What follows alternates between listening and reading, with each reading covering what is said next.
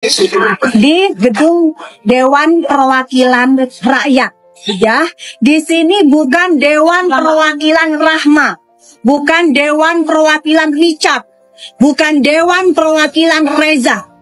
Di sini adalah rumah Dewan Perwakilan Rakyat, di mana kita semua berhak untuk mengungkapkan apa yang menjadi keluhan kita selama ini. Oke guys ya, kita lihat apakah mereka bisa menjadi wadah aspirasi kita semua. Doktif mohon doa ya guys ya. Doktif akan menyampaikan semua kebenarannya dengan segala resiko fitnah yang luar biasa. Tapi Doktif akan pasang badan buat kalian semua. Love you all. Kita lihat nanti, oke guys? Ini adalah tempat teraman guys. Jadi kalaupun mau unboxing nggak bakalan ada yang berlabrak, nggak bakalan. Ini tempat paling aman. Nyebut nama juga nggak apa-apa. Akan melakukan unboxing guys. Kalau gitu kalian ajak teman-teman kalian ya. Follow. Oh iya benar. Follow, tap layar, share live, follow. Ya, nanti kalian banyak kejutan. Banyak banget kejutannya guys. Banyak banget. Oh, ada live-nya di JPR. Tagnya apa ya? YouTube ya? Di YouTube. JPR. Ya, biasanya. Satu lagi produk yang cukup menjadi kontroversi, produk yang diduga milik dari Sela Sokia. Produk MC. Produk ini produk polosan yang sudah di sini jelas ya, tidak ada komposisi, tidak ada cara pemakaian, tidak ada nomor NA, tidak ada batch number, tidak ada expired number. Jelas ini menyalahi aturan Badan POM. Nah, produk ini diakui milik Sela Sokia pada saat podcast bersama dengan Richard Lee 2 tahun yang lalu. Beliau bilang bahwa produk ini sudah ditarik dari reseller dan distributor 2 tahun yang lalu. Tetapi pada faktanya, Doktif masih bisa membelinya di 6 minggu sampai 7 minggu yang lalu.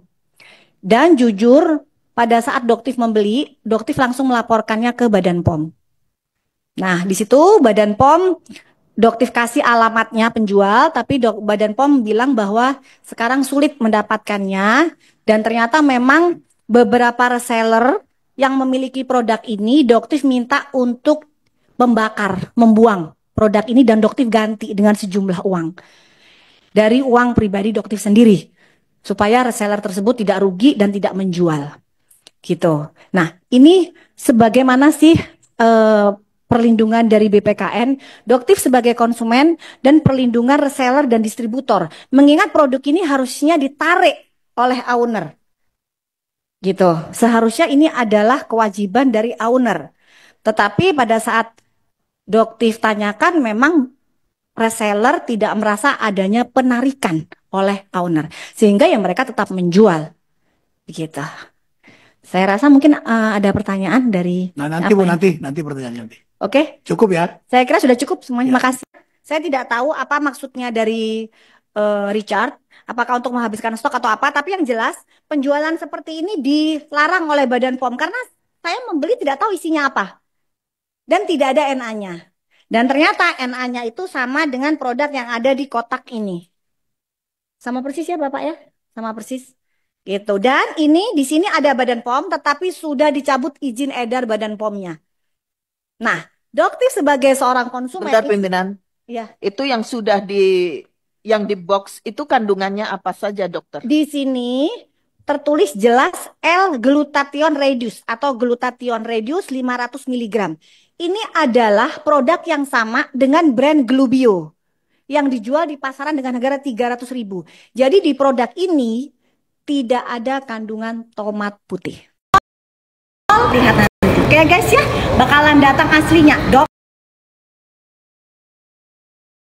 Dokter semua benar-benar kompeten. Yang Doktif datangkan ada orang-orang yang benar berkompeten di bidangnya masing-masing ya. Jadi bukan hanya curhat-curhat yang tidak ada hasilnya. Ya, oke guys ya. Yuk, kita ikutin ya. Di sini kita bisa lihat ada Bapak dari Badan Perlindungan Konsumen juga beliau datang. Yuk kita buat gebrakan. Ya, kita buat gebrakan di bangsa Indonesia supaya lebih baik. Apalagi di bulan suci Ramadan ya guys ya. Jadi insya Allah akan membawa kebaikan buat kita semua. Banyak buruan share-share follow. Jangan lupa follow supaya nggak ketinggalan Akunnya info. Jaga Lambe, follow akunnya siapa? Tiffany follow akunnya. Ya, Dokter Nanang ya. Musuh krim abal-abal. Mbak Vera. Ini di follow Mbak Vera. Dokter Ika. Tuh, tadi ada profesornya mana? Oh iya, Ngobrol. ada profesor lagi ngobrol. Pokoknya lengkap ya guys. Nih. Doktif ramah banget, iya dulu emang dia ramah sayang. Guys, kalau ada yang nungguin di Metro Jakarta Selatan nggak ada ya hari ini dokter ke sana ya. Jangan keprank ya, jangan. Dokter hari ini nggak ke situ ya. Dokter hari ini ke gedung Dewan Perwakilan Rakyat ya. Tetap stay tune terus ya guys. Jangan sampai ketinggalan info-info menarik tentunya dari Doktif dan dokter-dokter Ika, dokter Vera. Nah ini nih, jangan lupa follow apa nih? Gatot Hadi Purwanto, advokat. Yang ada follow belum Smart Bapak Layar? konsumen, wajib tuh. Wajib follow, bilangin dong. Wajib Follow, ayo. Follow apa? Advokat Gatot Hadi Purwanto. Nah ini yang membela ya, Purwanto. membela para korban. Yang katanya omon-omon, nggak pernah laporan nih, kita buktikan. Ini korbannya. Nah ini korbannya. Yang mukanya hancur ya. Tapi ini udah agak diperbaiki di sini, nggak sehancur awalnya ya guys. Ini yang straight akses badan Straight cuma di badan ya guys ya. Di sini. Cuma nggak mungkin ditunjukin ya guys. Nanti adalah mental beliau, mentalnya dia ya. Sudah saya pernah. Cabut-cabut ya. Kita kembalikan ya. Harus seperti kakak dokter. Aja yang kanan kiri maju terus patah mundur. Sebenarnya sudah aja. Nanti ada strateginya ya. Ada strateginya.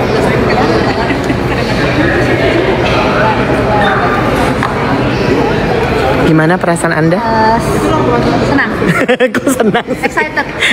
Di sini aku balikin dulu bagaimana Oke. perasaan kakak Bika Ambon ya. Kita singkatnya Bika Ambon. Kalau menurut aku sih hari ini akhirnya suara kita didengarkan sama Dewan Perwakilan Betul. Rakyat yang tentunya yang kemarin kan yang diundang para owner dan sekarang yang diundang para korban dan Betul. dokter yang berkompeten di bidangnya masing-masing. Jadi inilah suara rakyat harus didengar. Inilah Betul. suara rakyat yang sebenarnya. Betul. Tepuk Bukan tangan. ajang curhat-curhat sayang ya. Karena ini bukan Mama Dede. Bukan tausiah. Bukan tausiah ya.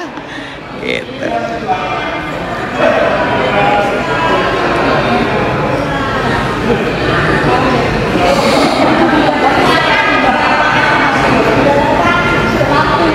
Rika Jagal mana? Ini Rika Jagal. Tuh Rika Jagal ya. Jagal Lambe ya. Jangan lupa di follow Jagal Lambe. Kasih informasi dong. Asal usul username-nya dari mana? Asal usul username-nya itu Jagal Lambe itu akan menjagal semua tentang berita-berita hoax ya tentang dunia Ini personifikasinya. skincarean Indonesia ya yang lagi huru hara ini yang tidak baik-baik saja ya. Yang pastinya kita akan membuat kolamnya semakin membiru. Betul. Mantap. Iya, jangan promosi. Yang punyanya lagi sibuk. Ya Allah ya Robbi.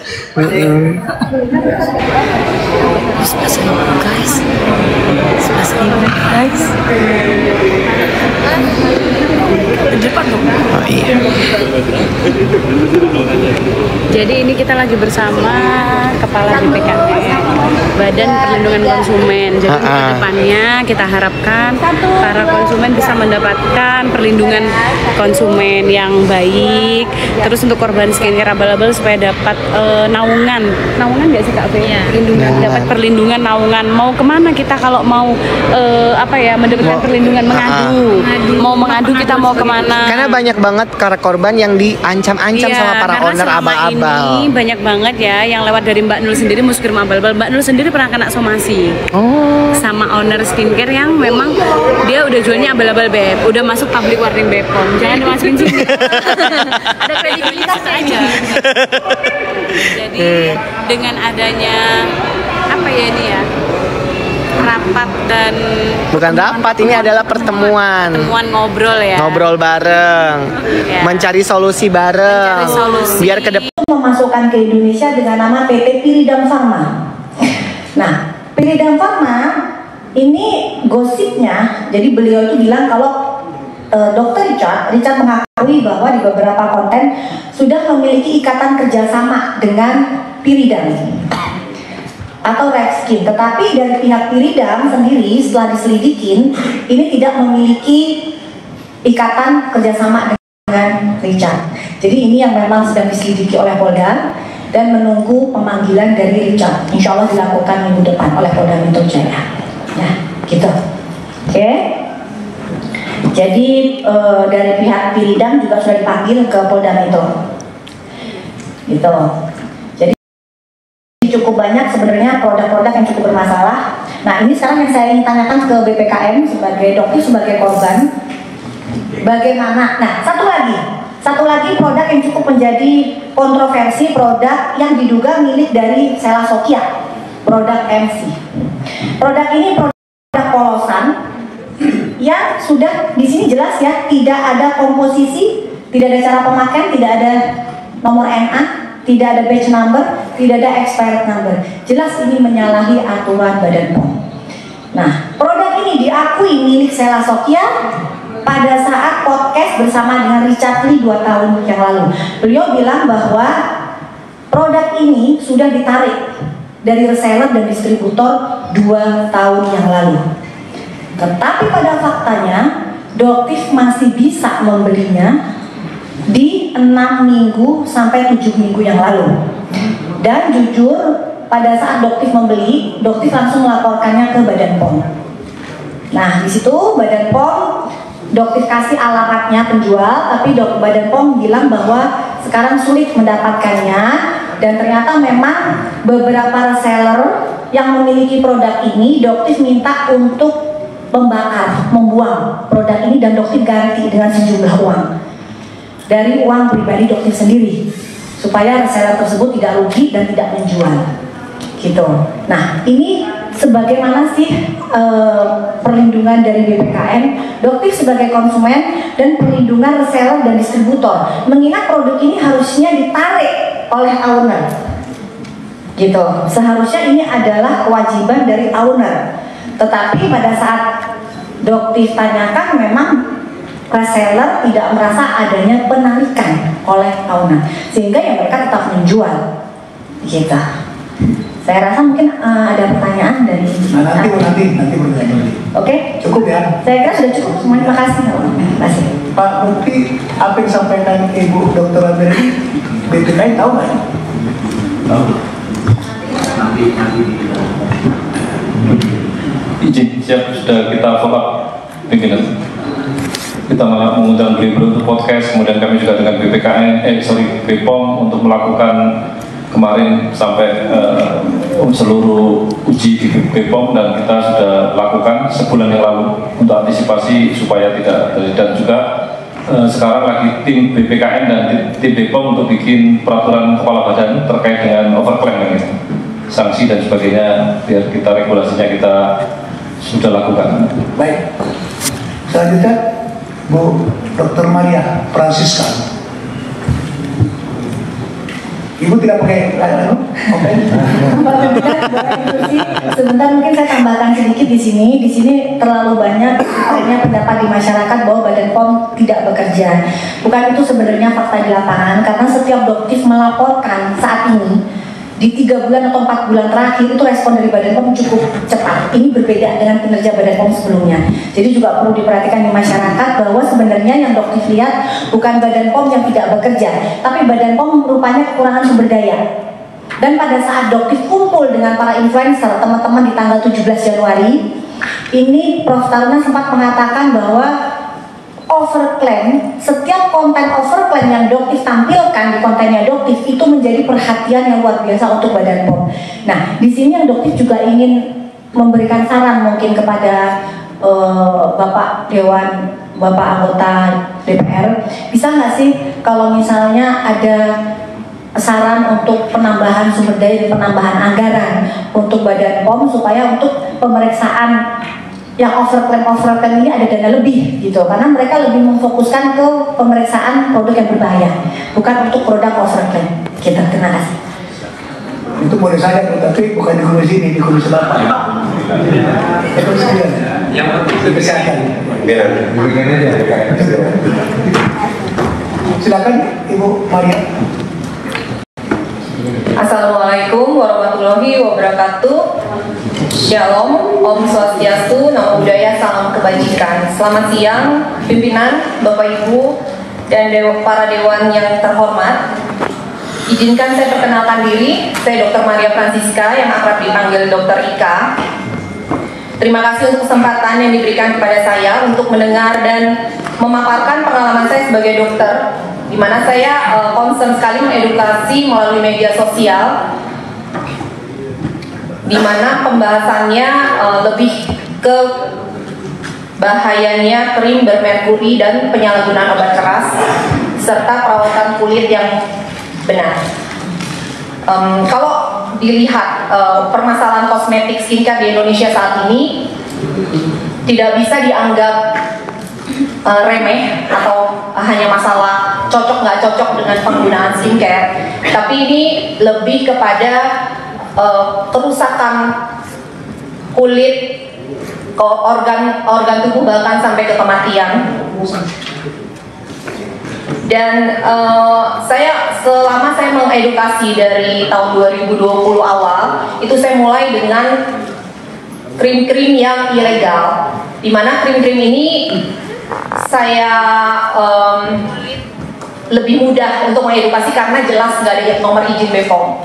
Jadi di situ kalau ada press release dari BPOM, saya biasa langsung umumkan, atau saya beli produk-produk di pasar yang harganya hanya 7.000, 5.000, itu untuk di-sharekan ke masyarakat bahwa ini bahaya, krim seperti ini bahaya. Sampai waktu itu saking banyaknya krim yang saya beli, saya campur-campurkan jadi satu, dimana di situ saya mau menunjukkan bahwa krim yang bermerkuri ini punya ciri yang sama dengan warna, bau, itu yang bisa sebenarnya diidentifikasi. Nah, ini sangat mudah ya, tetapi edukasi yang saya lakukan juga nggak bisa mencapai ke banyak orang juga. Jadi makanya terus menerus untuk mengedukasi masyarakat sambil berjalan, dan ditemukan juga banyak etiket biru abal-abal, dimana ini krim racikan yang berisi obat-obatan hidroquinone, retinoid acid, golongan obat steroid yang dijual bebas, yang di dalam kemasan polosan. Mungkin yang seperti Doktif sharekan yang ini salah satu contoh saja, tapi seperti ini banyak sekali dengan berbagai warna pot atau kemasan. Kemudian ada juga etiket biru yang tidak sesuai ketentuan, yang mungkin waktu itu BPOM mulai kampanyekan karena banyak sekali ditemukan di klinik-klinik yang dijual secara bebas tanpa kontrol yang jelas dengan isi obat racikan yang menyerupai. Nah, kemudian juga banyaknya HB abal-abal, di mana kandungan yang paling banyak ditemukan adalah obat steroid, di mana mungkin saya akan jabarkan sedikit steroid itu obat apa sehingga banyak sekali disalahgunakan dan bisa membuat efek cepat putih, yang dimana ini menjadi salah satu bahan aktif yang populer buat penjual-penjual yang kalau saya bilang nakal, karena buat pembelinya itu merasa senang gitu ya, karena perubahan kulitnya yang cukup banyak, perubahan menjadi lebih putih. Kemudian untuk legal sendiri sudah jelas, namanya legal itu pasti aman harusnya, tetapi ternyata karena tekstur yang sudah diketahui, kemudian ciri-ciri yang sudah lebih ketahuan, kayak hidroquinone bisa berubah menjadi warna lebih gelap, warna hitam seperti itu ya pada saat sudah teroksidasi, atau merkuri. Nah, seperti ini, kalau hidroquinone seperti ini, dia mudah sekali teroksidasi, sehingga kalau krim yang berwarna didiamkan terlalu lama dan berubah menjadi warna coklat tua sampai kehitaman, itu diduga keras mengandung kandungan hidroquinone yang seharusnya obat-obatan ini harus dengan indikasi resep dokter sesuai dengan indikasi pasien dan tidak boleh digunakan jangka panjang yang terus-menerus.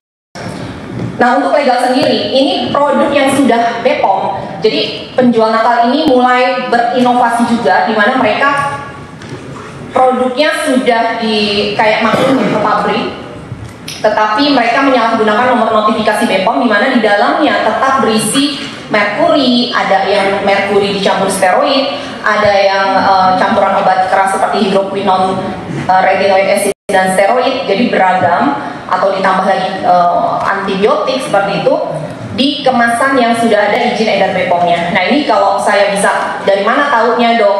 Ini kelihatan sekali dari press release BPOM, setiap tahun bahkan setahun sekarang lebih banyak ya. Komenan yang mana sih? Itu banyak yang dicabut izin edar BPOM-nya karena diketahui mengandung bahan berbahaya. Dan dalam proses untuk merilis itu sudah banyak jatuh korban. Dan dari pengalaman saya sendiri untuk BPOM oplosan ini, itu saya sempat juga diajak ke Lampung, di mana di situ dikumpulkan banyak korban. Mereka menggunakan krim yang sudah ada izin edar BPOM, ternyata kandungannya ada merkurinya.